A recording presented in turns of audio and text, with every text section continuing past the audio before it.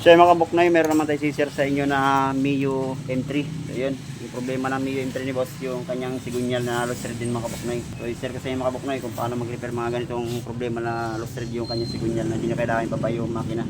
So ipakita ko muna mga kabuknoy.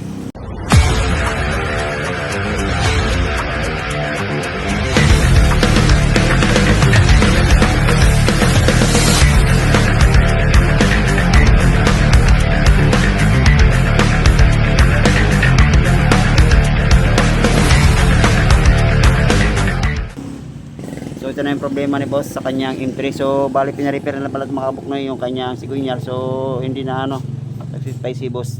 Gusto niya pa-repair pa uli. So tinanggal ko na yung mga tornilyo sa cover para makita natin yung gagawin nating repair sa kanyang sigunyal. So yan guys, ito na yung ginawa ni boss sa kanyang M3. So ang ginawa pala dito para magamit lang ni boss yung kanyang pan-thread, yung die tap, yung kinabit na dito sa kanyang sigunyal. So yan o.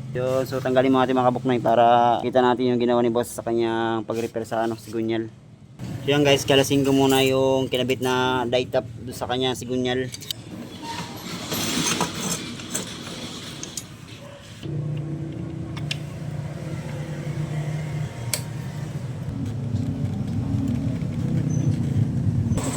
So yan guys, nakakalas ko na yung die tap sa kanyang pulley. Sigunyal na hindi na kailangan baklasin yung makina. Standard natin mga kabuknoy. So ipapakita ko sa inyo mga kabuknoy yung gagawin natin para tumibay yung ating thread dun sa kanyang sigunyal. Yun, so bilyapan ko na.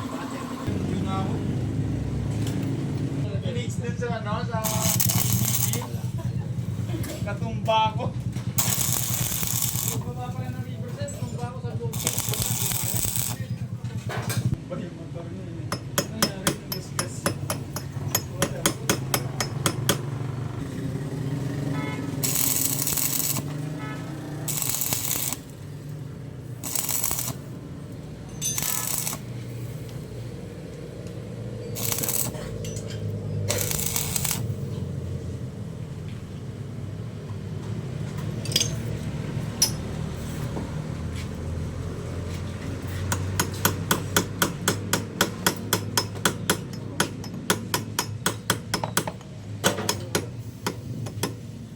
Yan guys, nabilda pa na natin. Ayan, rangan natin yung busing doon sa kanyang bendix.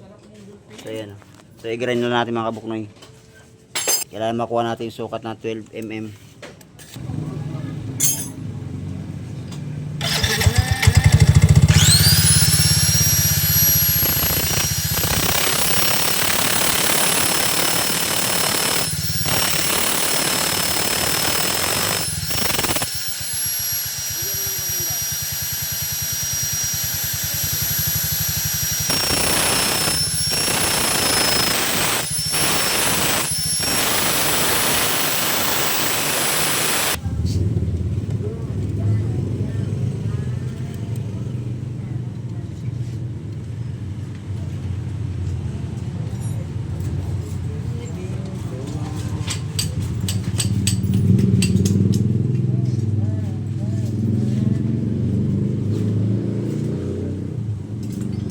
Yan guys, nakakuha na natin yung sukat na 12 mm doon sa kanya sigunyal.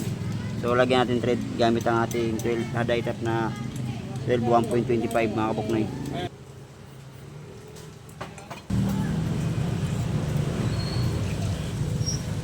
Ginamitan po ng puwersa na gamit ng nanggagaling sa mukha. Ginamitan ng puwersa na nanggagaling sa mukha, hindi sa kamay. Sobrang gigil, ako'y napangiwi. Tagal pa? Malayo-layo pa yan. Opya. Okay na, balik na. Ginamitan ng puwersa na nanggagaling sa mukha.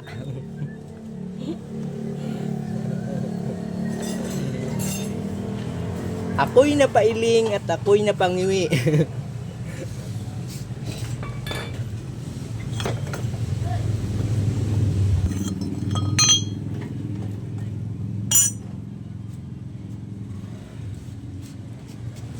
Okay na po. Panda rin ko? O baka kita.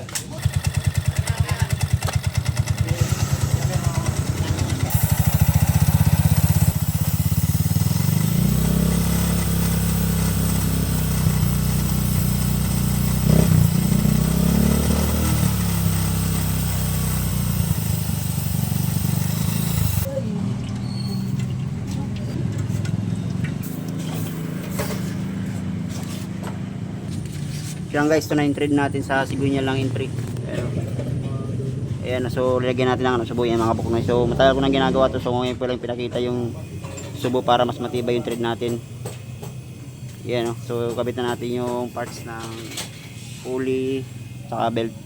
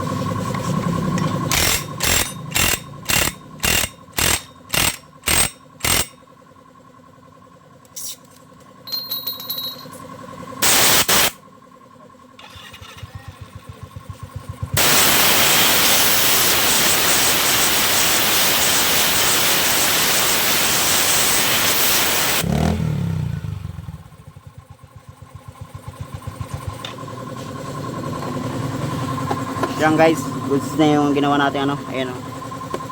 Ayan o. So kabit na natin yung cover mga kabuknoy.